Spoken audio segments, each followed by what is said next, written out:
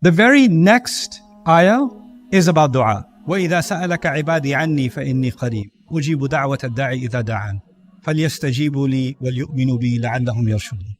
When my servant, my slave asks you about me, tell them I am near. Then I am near.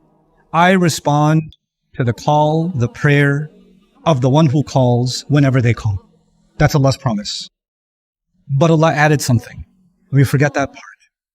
He said, فَلْيَسْتَجِيبُوا لِي. Then they should try to respond to me too. Listen to that carefully. Here I am asking Allah, Ya Allah, I have a money issue. Help me solve this. You're the Raziq, solve my problem. Ya Allah, I have a legal issue. Ya Allah, you're the one who rescues from any karb, any difficulty, any catastrophe. Solve my problem. Ya Allah, I have a marriage problem. Ya Allah, I have a child problem. Ya Allah, my son is becoming disobedient. Ya Allah, my health. Ya Allah, my mother. Ya Allah, my father. Ya Allah, the ummah. Ya Allah, this. Ya Allah, that. We're asking Allah every kind of dua about ourselves, about our family, about the ummah, about dua, dua, dua, dua, dua. And Allah said, I will answer every one of those du'as. However, فَلْيَسْتَجِيبُوا لِي. Remember the other gods I talked about? They wanted sacrifices. You got to put something in front of the altar, then you get what you want. What does Allah want? He said, they should respond to me. They should try to respond to me. فَلْيَسْتَجِيبُوا لِي. What do you mean? So that means I'm asking Allah for something. But now Allah is saying, I've also asked for something. I've also made some demands. That means that I have to know what Allah is asking for. I have to study Allah's book. I have to let Allah speak. Just the way I'm speaking to Allah, Allah is also speaking to me. He also wants something from me. And He's saying, I'm doing my part. I expect you to do, at least try to do your part. Maybe therein lies the answer to our collective question. I can't speak to anybody personally. Sometimes people say, why isn't Allah answering my du'as? But us as a people, us as an ummah, when we collectively decide that we're not going to respond to Allah, we're not going to listen to Allah, we're going to do things our own way.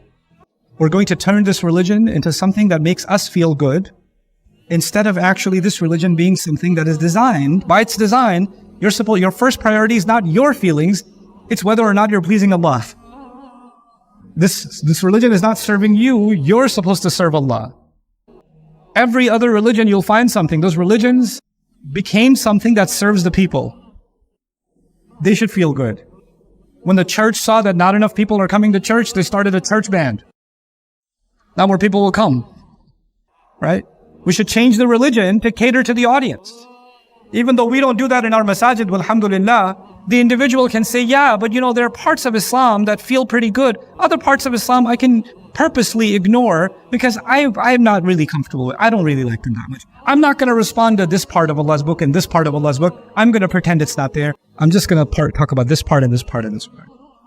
And Allah is very clearly telling us, فَلْيَسْتَجِيبُوا لِي. They should try to respond to me. وَلْيُؤْمِنُوا بِي. We want our du'as to be answered collectively.